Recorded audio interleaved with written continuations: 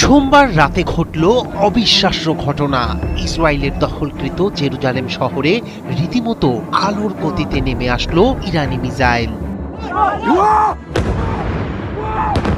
যেখানে দেখা যাচ্ছে আছড়ে পড়ছে একের পর এক ইরানের ভয়ঙ্কর সব ব্যালিস্টিক মিসাইল। মিসাইলের আঘাতে চূর্ণ বিচূর্ণ হয়েছে জেরুজালেমের রাস্তা, সৃষ্টি হয়েছে বিশাল গর্ত, ধোঁয়া আর ধ্বংসস্তূপে ঢেকে গেছে পূর্ব জেরুজালেমের আকাশ। আতঙ্কে ছোটাছুটি করছেন মানুষ, কেউ আশ্রয় খুঁজছেন, কেউ স্বজনের খোঁজে ছুটছেন হাসপাতালের দিকে, আর ধ্বংসস্তূপ সরাতে হিমশিম খাচ্ছেন উদ্ধার কর্মীরা। এখনো শুকায়নি খামেনির রক্তের দাগ। সেই পবিত্র রক্তের বদলা নিতে ইসরায়েলের দানবীয় আঘাত হানছে ইরান।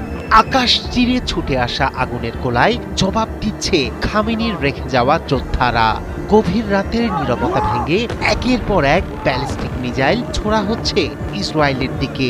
তেহরানের বার্তা স্পষ্ট, এই হামলা প্রতিশোধের, এই আগুন জবাবের। সংবাদ মাধ্যম আল জাজিরা জানিয়েছে, নতুন করে যে ব্যালিস্টিক মিসাইল ছুড়েছে তেহরান, তার একটি সরাসরি আঘাত হানে জেরুজালেমে। হামলার আগে পূর্ব জেরুজালেম জুড়ে বেজে ওঠে সতর্কতামূলক সাইরেন। কয়েক মিনিটের মধ্যেই বিকট বিস্ফোরণে কেঁপে ওঠে পুরো এলাকা।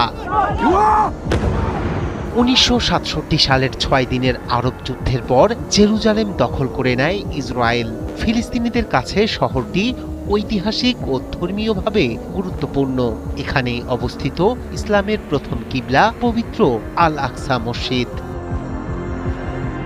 তবে হামলা শুধু জেরুজালেমেই সীমাবদ্ধ নয়। পুরো ইসরায়েলকে লক্ষ্য করে 1 ঘন্টার মধ্যে অন্তত 3 দফা মিসাইল ছোড়ে ইরান।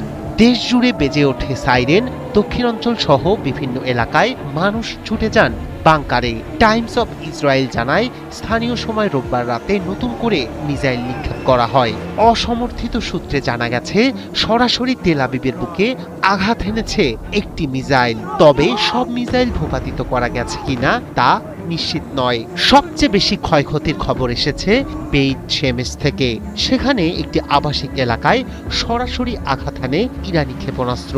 এতে অন্তত 8 জন নিহত এবং 20 জন আহত হয়েছেন বলে জানিয়েছে স্থানীয় সংবাদ মাধ্যম। কয়েকটি ভবন সম্পূর্ণ ধ্বংস হয়ে গেছে, বিশাল গর্ত তৈরি হয়েছে সড়কে।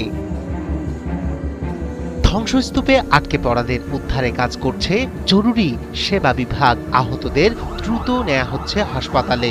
এলাকা জুড়ে চলছে তল্লাশি অভিযান।